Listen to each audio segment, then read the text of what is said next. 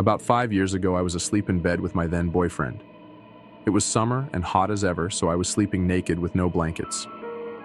At about 1 a.m., I woke up to the distinct feeling of someone smacking my butt. Hard.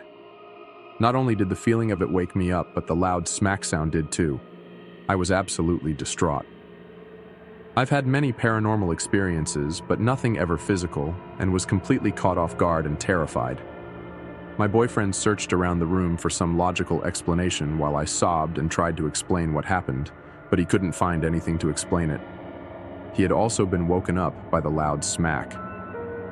Once I calmed down enough, we went back to sleep with the lights on.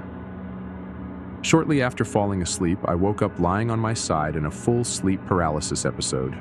I couldn't move or speak and could hear a man's voice, not my boyfriend's, laughing behind me. This went on for a bit as I tried to scream or move, and finally was able to roll over and saw nothing. I didn't go back to sleep that night. The next day, I called my grandmother, who is a medium, and asked her if she could sense anything in my home. I told her nothing about my experience from the night before.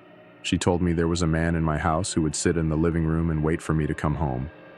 She said he was mostly harmless, but enjoyed seeing me scared, and would get a good laugh out of frightening me. A couple days later, I worked up the courage to yell into my empty house that he wasn't welcome, and had to leave and wasn't all of to scare me anymore. I had no more experiences with him after that.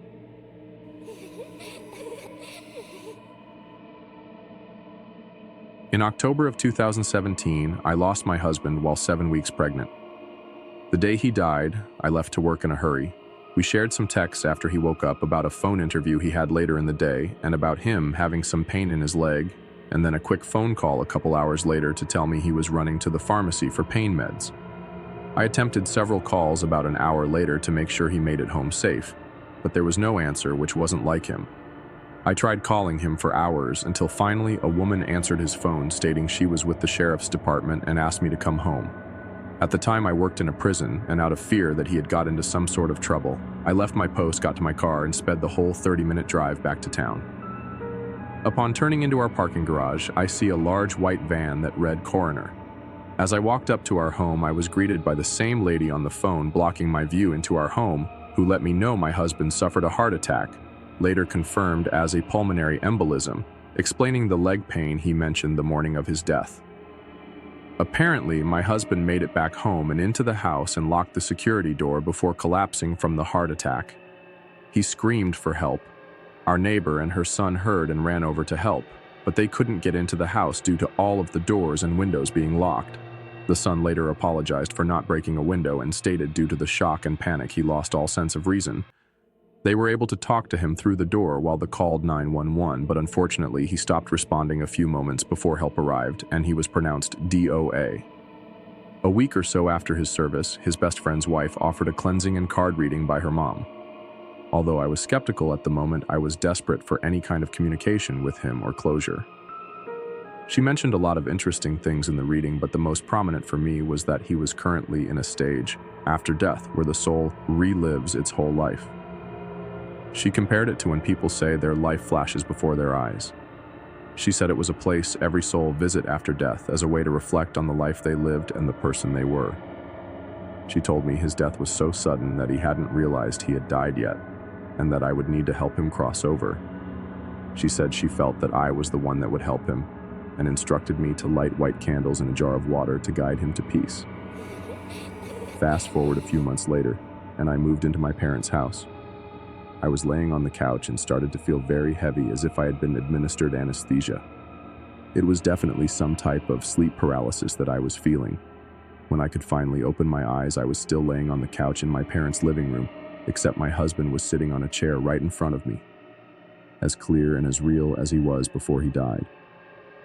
Before I could speak, he began telling me he was nervous for his phone interview, the one he was supposed to have the day he passed.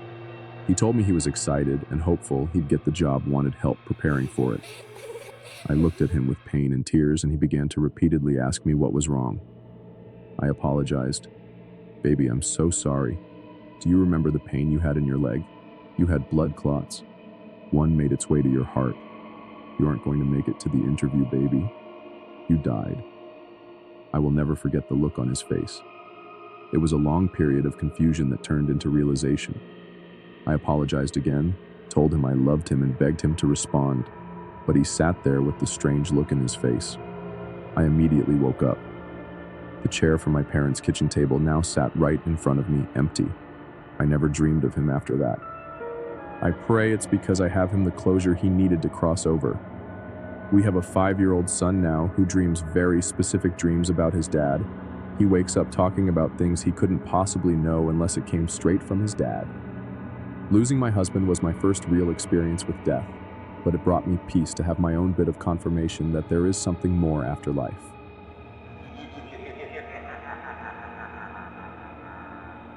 A long time ago, when I was in high school, I had a friend over to have a sleepover. He went to the bathroom and came back running very quickly, saying he saw a woman in the mirror. But I think he was just playing. But he had me stay outside while he was peeing because he was scared. I didn't see anything. Some years later, I had a sleep paralysis experience, and this woman wearing white t-shirt and pink pants entered the room calling my name, but I couldn't answer it because you get literally paralyzed and voiceless. She approached me and touched my head and kept calling my name, again, to no answer. She gave up and walked out of the room, and as soon as she did, I woke up panting. I got up and went searching the house and saw nothing, except for a medicine box that was on the table that was on the floor. Weird, but okay. I told the story to some people, but they said I was just dreaming. Years passed, and I was chilling in my room with my girlfriend in the summer with the table fan on. The door of the wardrobe was moving due to the wind of the fan, so my girlfriend asked me to turn it off. I jokingly said it wasn't the fan that was moving the door, but rather, the woman in pink pants was playing with door. As soon as I said that, the table fan dropped from the table and broke. I think it's sonam paralysis because I think it's exactly what happened. I don't get sleep paralysis often, but I am prone to vivid dreams, nightmares. Last weekend, I was camping with a friend in a tent in a very remote area in the Great Lakes region. I remember waking up from a weird, upsetting dream about breaking up with my boyfriend and lying in the tent in a half-sleep, half-wake state. Then I heard a noise outside the tent, like something walking through the woods. I couldn't move, nor could I yell anything to wake up my friend. Then I saw a shadow on the ceiling of the tent in the form of a human silhouette. I heard a low, almost demonic voice say a few words in a non-English, non-Latin language, and it felt like the tent had been pushed a little. One of the words sounded like OG. I know about 5 words in the Anishinaabe language, which is native to the land we were on, and it didn't sound like that either. I was paralyzed with fear, but eventually fell back to sleep. In the morning, I told my friend about it, and although she didn't feel anything, my story left her horrified. This incident happened on our second night of camping. The first night, I heard strange noises, but attributed them to animals. Edit. I typed Aussie into the translator, and it translates to, "Oh, it's evil," in Chinese. The horror. I have a bit of a connection to Chinese culture, as my boyfriend is half Chinese and I am of distant Chinese descent with a Chinese last name.